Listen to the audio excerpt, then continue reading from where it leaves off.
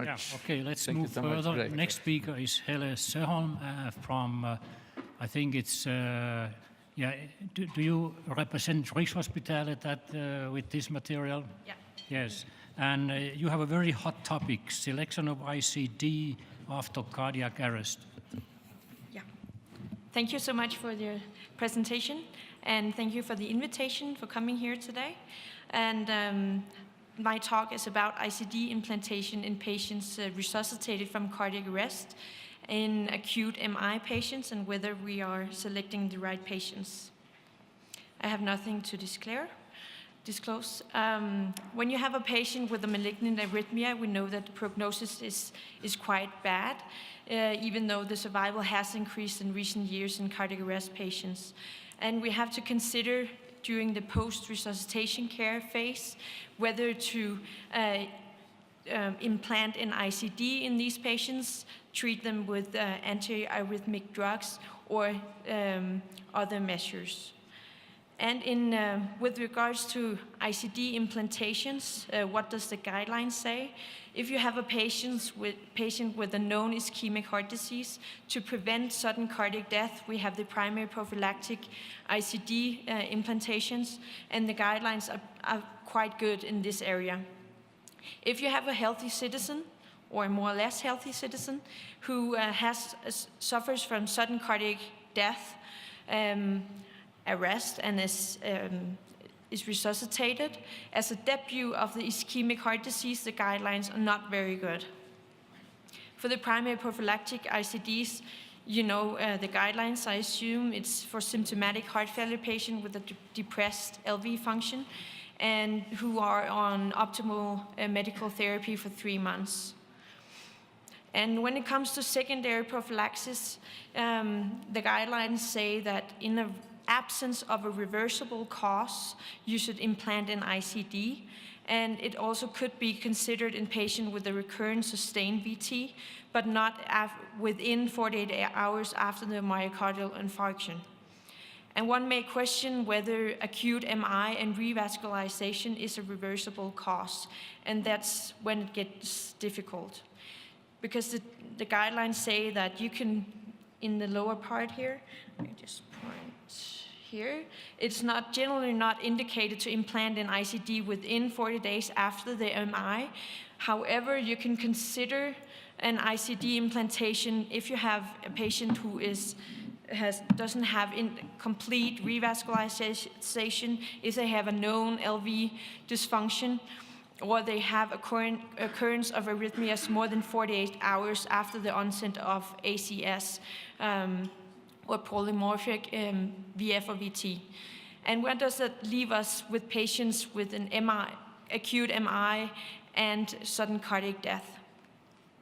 So the purpose of this study was to collect consecutive patients. It's a retrospective study with out-of-hospital cardiac arrest patients who are discharged alive from hospital and the reason for the cardiac arrest was acute MI. They were divided in patients who had an ICD implanted and patients who did not have an ICD implanted. And we looked at demographic, survival, comorbidity, and also the ICD therapy. And here is the total cohort of about 1,500 patients during the 4 years study period. Half of these patients, they died during admission.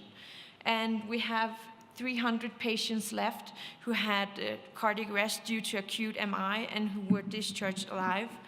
And about a third of these patients had an ICD implanted during the first 90 days after cardiac arrest, which is the general recommendations in Denmark with regards to primary prophylaxis, at least.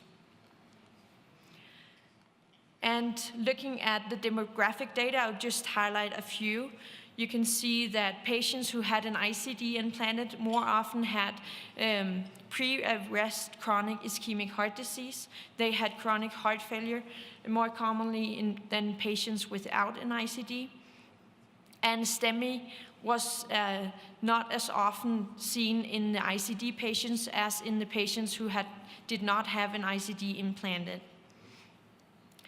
Patients with an ICD had a favorable outcome in almost 100%, which is not very surprisingly. And the LV function was lower in the ICD patients than compared to the other patients. So which factors made us implant an ICD? Looking at the multivariate analysis and odds ratios, you can see here that a low ejection fraction, patients with a low ejection fraction had a threefold odds ratio of having an ICD. If they were revascularized with PCI or CABG, they had a lower odds of having an ICD. And a lower troponin level made a higher odds of ICD implantation. How did these patients use the ICD therapy? You can see that during the follow-up period, which was 8.5 years, a median of 5 years, a quarter of the patients had a shock period, a shock event, and half of those had the shock during the first 90 days after the first cardiac arrest.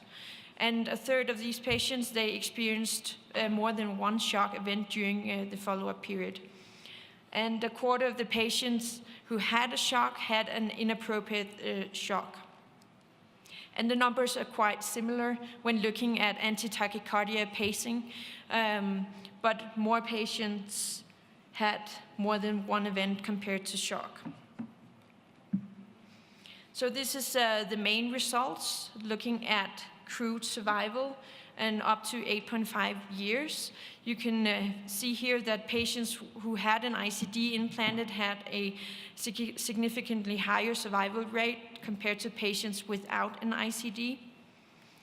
And this difference, you may reckon in this figure, which is a bit more complicated, this difference is due to aborted death in the ICD patients. Looking at the red lines, which is the event-free survival. You can see in the ICD patients, looking at death or shock, whichever came first, is on top of the blue curve. And looking at death, ATP due in fast VT or VF or shock has a lower event-free survival. And this may make you want to speculate that if the patients that did not have an ICD might have had a higher survival rate, but you can only speculate this because it's a retrospective study and not a randomized study. During a Cox regression analysis looking at mortality, you can see here that implantation of an ICD carried a far lower mortality rate than in patients without an ICD. And looking at first event, shock, or death, the difference was no longer present. Whereas a high comorbidity burden carried a higher mortality rate, a higher age, and a lower ejection fraction carried a higher mortality rate. And this is the last slide.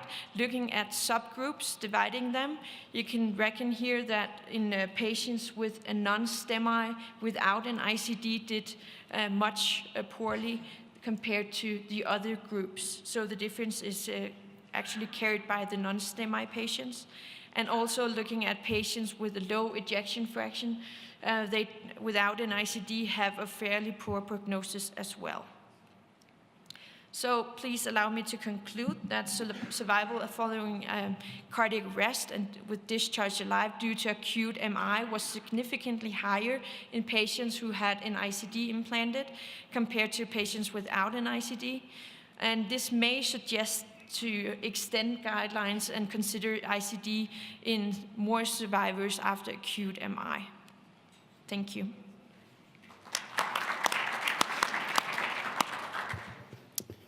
Questions, comments on this very, very important issue? Yes, please. Hello. We come from the UK. I work in Harefield, where we have a lot of out-of-hospital cardiac arrests, and our treatment is binary. If they come in with an acute myocardial infarction, ST elevation, and that's the cause of their arrest, they get successful angioplasty, no ICD. All other patients, ischemic, normal coronary, cardiomyopathy, QT, get ICDs. That seems a fairly straightforward binary decision which is not reflected in your study. Have your guidelines changed? Are we out of kilter? But we kind of use the same procedure in Denmark, but the guidelines are not very clear in this area. And one thing we find very difficult is to define if a patient had a clear STEMI or an acute MI, and was it a non-STEMI, and was there other If causes? they've had an acute STEMI, that's easy. If they don't have a clear STEMI, ICD. I don't agree with you. We actually did a study where we looked at the first ECG, and we had it was not very good at predicting whether the patient had a STEMI or not. Ah, that's fair. But, Yeah, but so if it's you've not- it's not but if too you've got, easy, I if you've find, got a so. blocked coronary and a pretty reasonable ECG, that's a STEMI, isn't it? It is. I So agree with that. why would you put an ICD in those people? Because we know the prognosis is pretty good unless they've got dreadful LV function, and most of them don't. I agree with you, but the diagnosis is not as clear to me as you put it there. But Yeah, okay. Thank you.